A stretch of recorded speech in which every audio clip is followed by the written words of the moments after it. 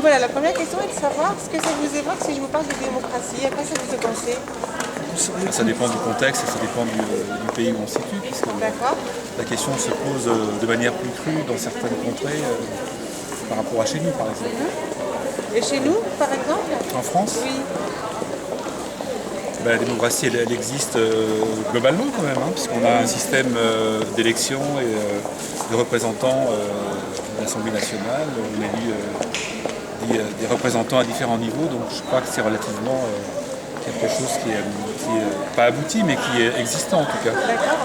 Et est-ce qu'à votre niveau, en tant que personne, un citoyen, vous vous sentez représenté, entendu, au niveau que ce soit politique, mais pas uniquement, peut-être dans votre travail, au niveau associatif, si vous êtes dans une association? Alors, ça, il y a plusieurs questions là. Oui. Dans une association, oui, parce qu'on a quand même on a une dimension locale. Donc c'est le maire qui est l'interlocuteur. Et généralement, c'est quelqu'un qu'on arrive à atteindre et à toucher. D'autant plus que quand on est dans une association, généralement, on est un peu animateur de la vie locale.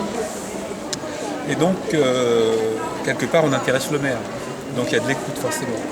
Après, au niveau supérieur, ça dépend de notre statut, de notre capacité à être... tout le monde n'est pas écouté en fait, hein. Tout le monde n'a pas la possibilité. Il y a beaucoup de personnes qui sont invisibles, on va dire. Hein, je pense à des jeunes par exemple qui sont dans des parcours difficiles, chaotiques, etc. et qui ont du mal à faire entendre un peu leur difficulté à s'inscrire dans la société par exemple. D'accord. Donc c'est pas pareil pour tout le monde, on va dire. Moi personnellement oui, même si comme beaucoup actuellement dans un cadre professionnel, c'est pas évident, dans un contexte un peu compliqué. On est dans du pseudo-dialogue, etc. Mais je ne vais pas vous raconter ma vie. Mais voilà, mais on ne peut pas dire qu'on est complètement à l'abandon. On a des outils pour que l'on soit entendu globalement, même si ça n'arrive pas forcément à ce qu'on souhaiterait. Qu'est-ce qu'on pourrait faire, qu'est-ce qu'on pourrait améliorer justement Pour moi, il y a vraiment une mesure à laquelle je suis très attentif, c'est le cumul des mandats. Je pense que c'est vraiment une mesure qui est prioritaire pour laquelle j'ai voté d'ailleurs récemment, récemment l'année dernière, qui me paraît vraiment crucial, essentiel pour que les choses changent, pour que justement des personnes différentes arrivent à prendre des responsabilités et à participer à la vie démocratique. C'est vraiment un problème crucial actuellement, c'est-à-dire ce fait que les représentants sont quand même globalement âgés en moyenne. Hein.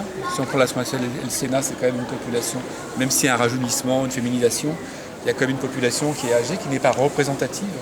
Il y a d'autres éléments, hein, le vote des étrangers par exemple, qui sont des éléments assez importants pour que justement il y ait une représentation plus affinée et plus pertinente de la population qui vit en France.